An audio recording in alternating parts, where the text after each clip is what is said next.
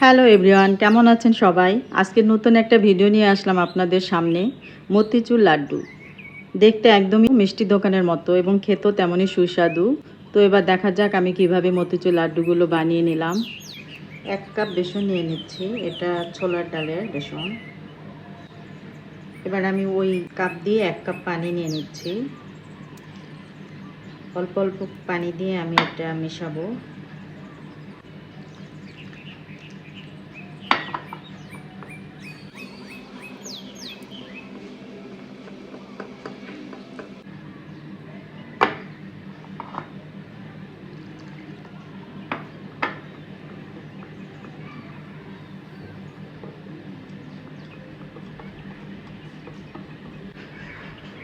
আমি 1 চিমটি food colour দিয়ে দিচ্ছি।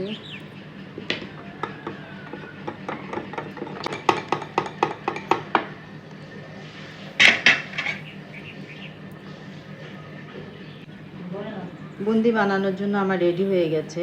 এই যে দেখুন পিছন পাশে চামচের পিছনের আবরণটা পাতলা হয়ে গেছে, তখনই বুঝবেন যে এটা হয়ে গেছে। এটা 5 মিনিটের জন্য রেস্টও রাখতে পারেন যদি হাতে সময় থাকে, আর সময় না থাকলে সঙ্গে সঙ্গে এটা চুলাতে নিয়ে ভাজতে পারবেন। তো আমি 5 মিনিট রাখবো এটা রেস্টে। 5 মিনিট হয়ে গেছে, এগুলো আমি এবার ভাজতে নিয়ে যাব। এবার আমি কুকিং অয়েল দিয়ে দিচ্ছি।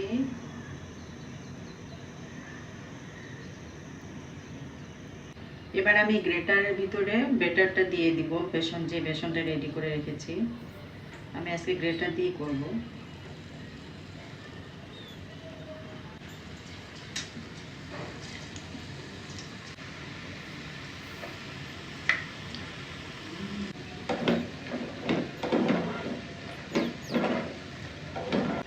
দেখুন কত সুন্দর হয়েছে বুন্দিগুলো।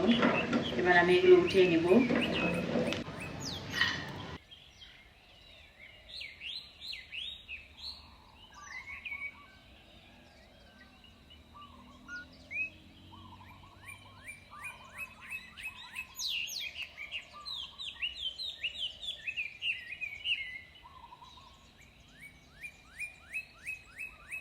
বাকিগুলো আমি এভাবে ভেজে নেব।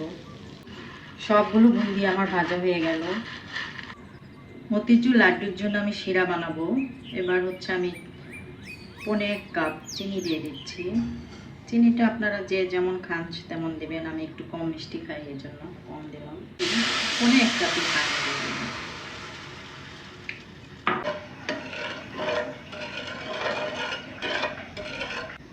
চিনি শিরাতেও একটু ফুড কালার দিয়ে দিচ্ছি, এটা অরেঞ্জ ফুড কালার। শিরাটা বলক উঠে গেছে, এবার আমি আরেকটু জ্বালিয়ে নেব। চিনিটা সম্পূর্ণ গলে যাওয়া পর্যন্ত অপেক্ষা করব। শিরাটা খুব ভালোভাবে বলক উঠে গেছে এবং চিনিটা গলে গেছে। এবার আমি বুন্দিগুলো দিয়ে দেব।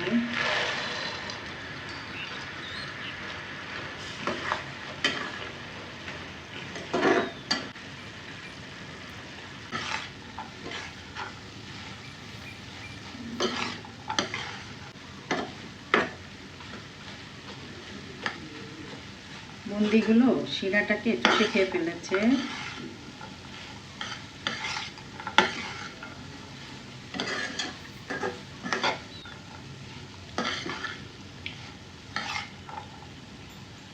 বুন্দিগুলো একটু চেক করে নেই, শিরাগুলো সম্পূর্ণ ঢুকে গেছে কিনা বুন্দির ভিতরে, একটু বাকি আছে, তো আমি একটু পানি দিয়ে দেব।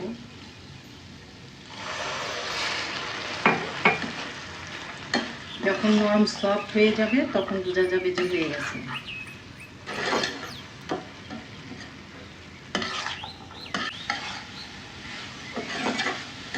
আমি আরেকটু পানি দিয়ে নিচ্ছি।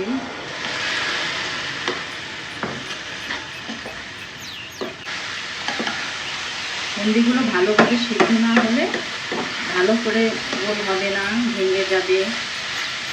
তাই এটা ভালোভাবে একটু রান্না করে দিতে হবে বুন্দিটা।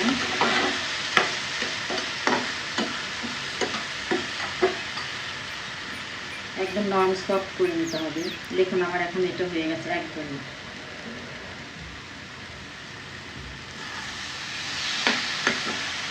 লাস্টে আমি হাফ চামচ ঘি দিয়ে দিচ্ছি শুধুমাত্র ফ্লেভারের জন্য।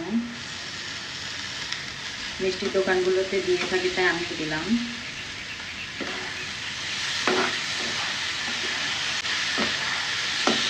এটা হয়ে গেছে, এবার আমি এটা নামিয়ে ফেলবো।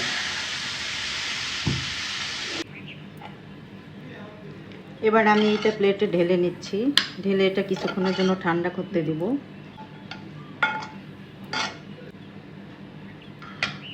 এবার আমি এগুলো লাড্ডু শেপ দিয়ে নিব।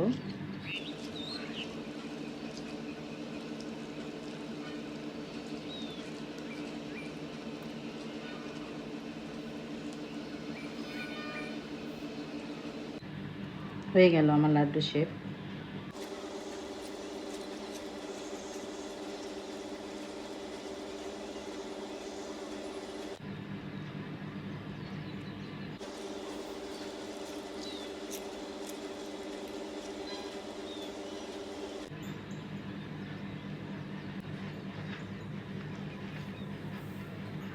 দেখুন কত সহজেই তৈরি হয়ে গেল মতিচুর লাড্ডু। একদম মিষ্টি দোকানের মতোই দেখতে, খেতেও তেমনই সুস্বাদু। তো আপনারা সবাই ঘরে তৈরি করে নেবেন মতিচুর লাড্ডু আমার মতো করে। ধন্যবাদ সবাইকে।